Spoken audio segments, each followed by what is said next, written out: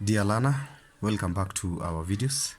This is Smart Learners Studio Kiongozi, and we are intensifying our revision for preparations of the national exams that are coming this year 2024. And for now, I want us to go through some revision in biology and more especially paper 1. So welcome, have something to write and concentrate in this lesson. Question 1, distinguish between, I want to be writing with you, distinguish between anatomy and morphology. Distinguish, question 1, distinguish between anatomy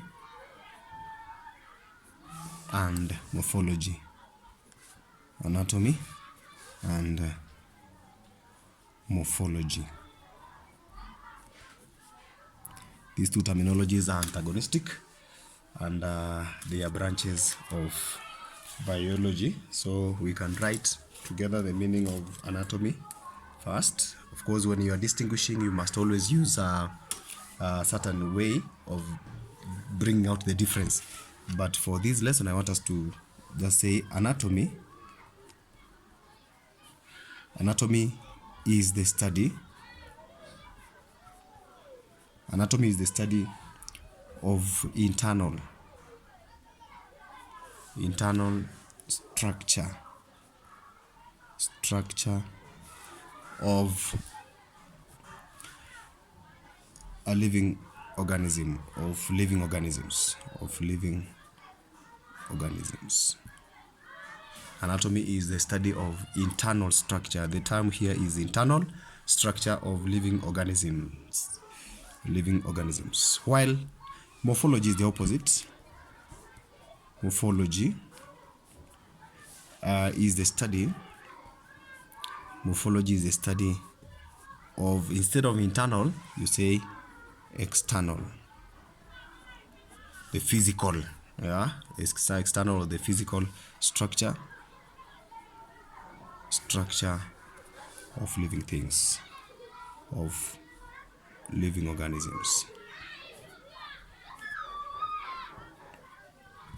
The reason why I say these two terminologies are antagonistic is because one is the opposite of the other.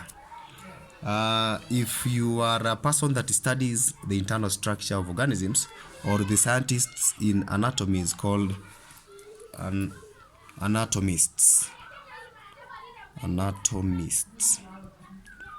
If you are a scientist that is involved in the study of external structure, you are called a morphologist.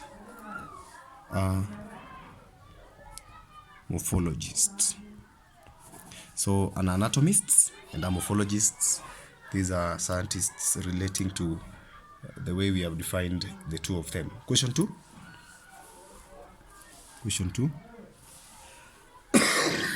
Sorry. State the characteristics. State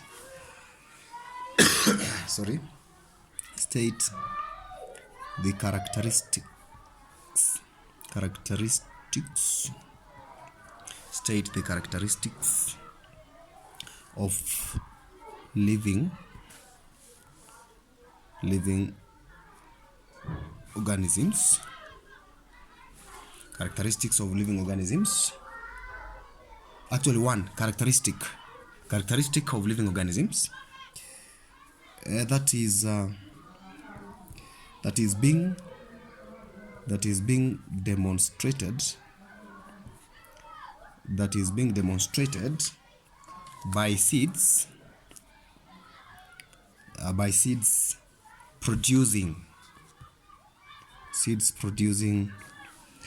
heat during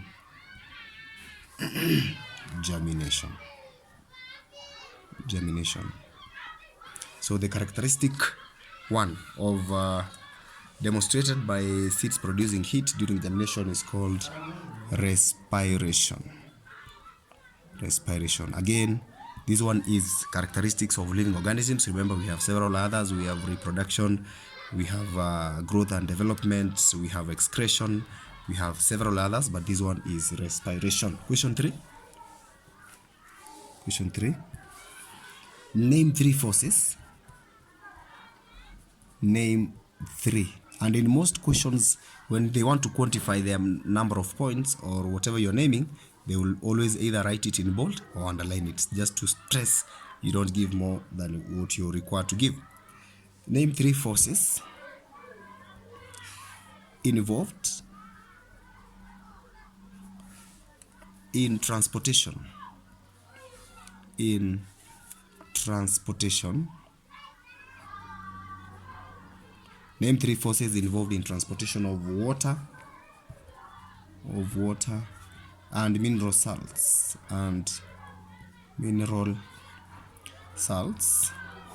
water and mineral salts up the stem. They specifically want 3, but because we are revising, we can give as many as possible. 1, we have capillarity.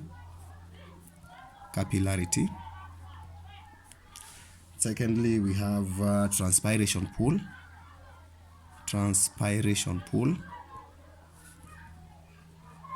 Thirdly, we have root pressure. We also have the last one, cohesion and adhesion. You can go look for the meaning of each and every one and how it helps water to move up the stem. That is in transport in plants, form to work. We go to the next question, question number 4. 4A.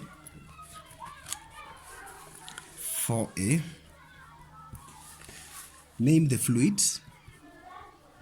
Name the fluid that is produced. Fluid produced by sebaceous glands. This is a part of the skin. The sebaceous glands produces what we call sebum. Sebum is the fluid that is produced by the sebaceous glands, and it has the following importance. Otherwise, this is a different, is an additional to this question. Sebaceous glands, first of all, is an antiseptic. It is an antiseptic because it protects. It offers protection against bacterial attack. So the bacteria that may attack the skin are killed by the sebum. Number 2, it is the responsibility of this sebum to keep the skin and the hair follicle soft and flexible. In other words, we are saying supple. This is the terminology that we use. So sebum has the following 2 functions: antiseptic, protecting the skin against bacterial attack, and number 2, it maintains the skin to be soft and also flexible. B, go to question 4B. Question 4B. What are the roles of sweat? I think 2 of them. What are the roles of sweat? Sweat on the human skin. Remember, sweat is produced by the sweaty glands. We're still talking about the skin. First of all, cooling of the body, especially during hot temperatures.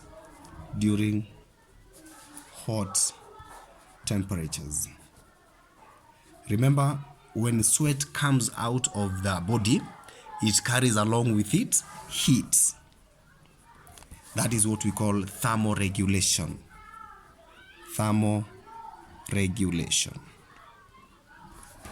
Function number 2, or the importance or the role number 2, we have a removal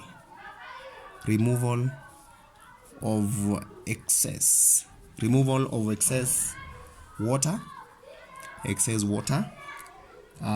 and of course excess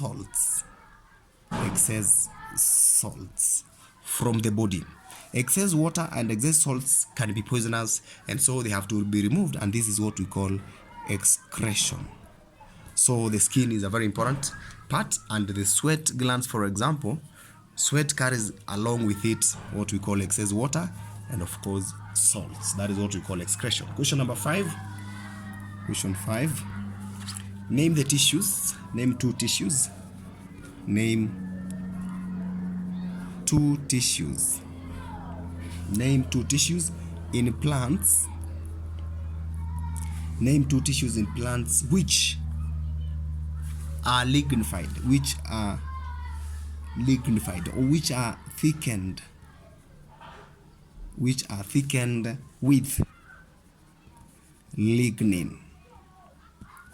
Lignin is a support material in most of the tissues that are found in plants. So we have the xylem. Xylem are lignified, and of course we have the sclera.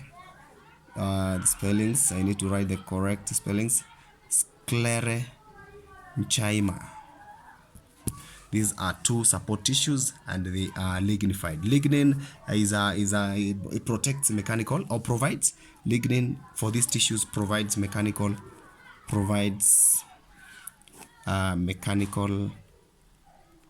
support, and this is what makes these 2 tissues, the xylem and the sclerenchyma tissues, support tissues in plants. Question number 6 and the last one. Question number 6 and the last one. What happens to excess fatty acids and glycerol in the body? What happens to excess fatty acids and glycerol in the body? These 2, they are converted. So I should have started this way. Excess fatty acids, just a statement, and glycerol are converted into fats,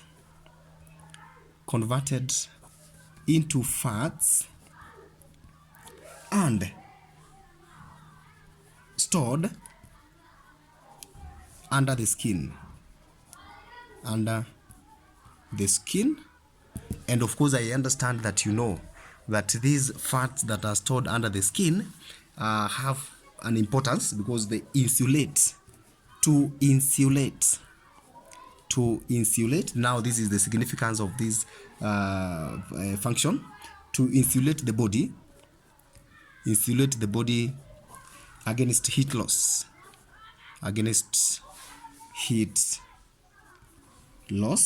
and also number 2, and protect delicate organs, delicate